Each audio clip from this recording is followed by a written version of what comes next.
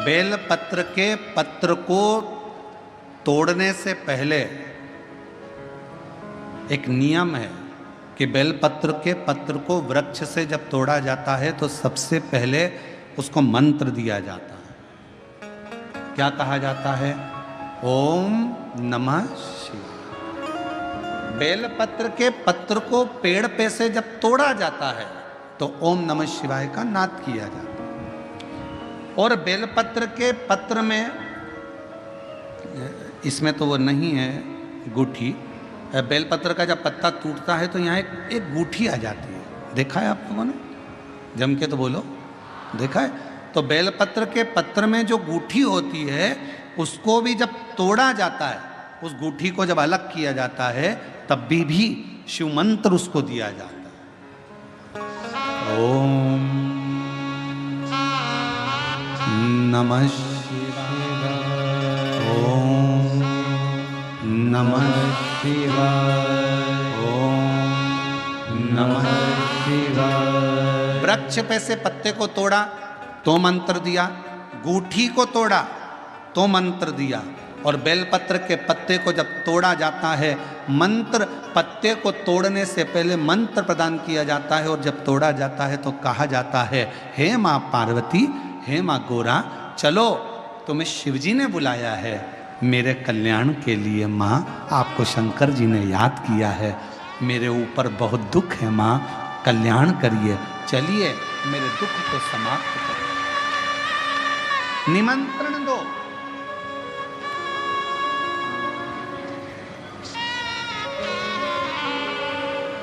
पहले नंबर पर क्या देना है बेलपत्र के पत्र को तोड़ने से पहले? जम के बोलो, मंत्र। दूसरे नंबर पर क्या देना है बेलपत्र के पत्र को चलने का? जम के बोलो, निमंत्रण।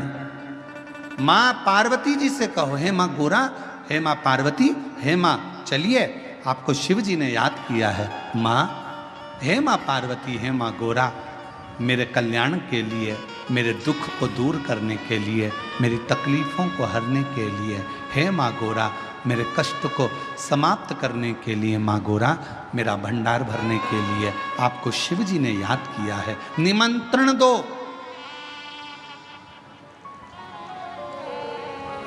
लेकर आए, फिर गूठी तोड़ी, फिर मंत्र दिया, ओम नमः शिवाय, नमः शिवाय, नमः शिवाय। अब गुरुजी ने पूछा कि तुमने मंत्र दिया? नहीं। तुमने निमंत्रण दिया? नहीं। तो फिर तुम्हें क्या हक है कि बेलपत्र का पत्र तोड़ो?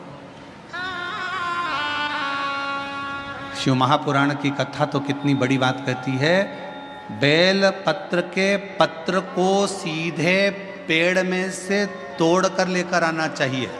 बेलपत्र की डंडी, कई माताओं की, कई भाइयों की आदत होती है, बड़ी सी डंडी होती है, उसको वहाँ से काट लिया, तोड़ लिया, पूरी की पूरी डंडी तोड़ कर लिया है, फिर घर पर आकर उसमें से पत्तियाँ तोड़ ली, जो डंडी थी उसको पटक दिया। ना ना ना, ये गलत है,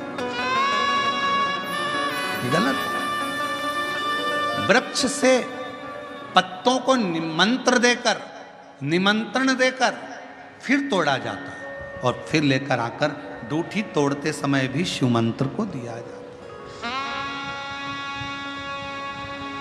कुछ नियम है बेलपत्र के भी, उसको धारण करना चाहिए।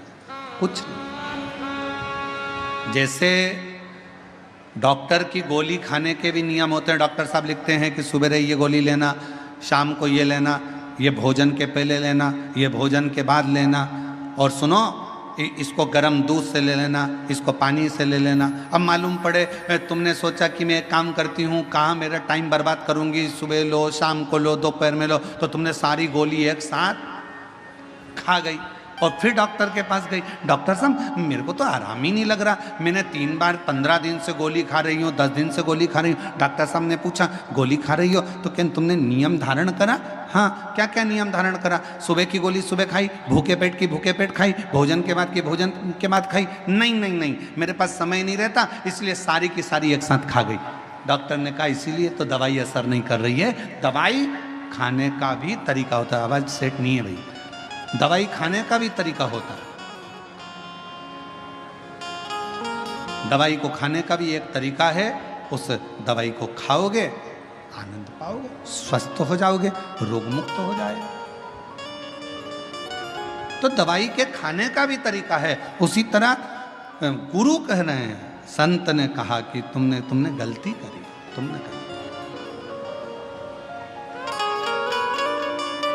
पहले मंत्र दो, फिर से बोलो, पहले मंत्र, फिर निमंत्रण, फिर दूठी तोड़ते समय, फिर मंत्र, फिर ओम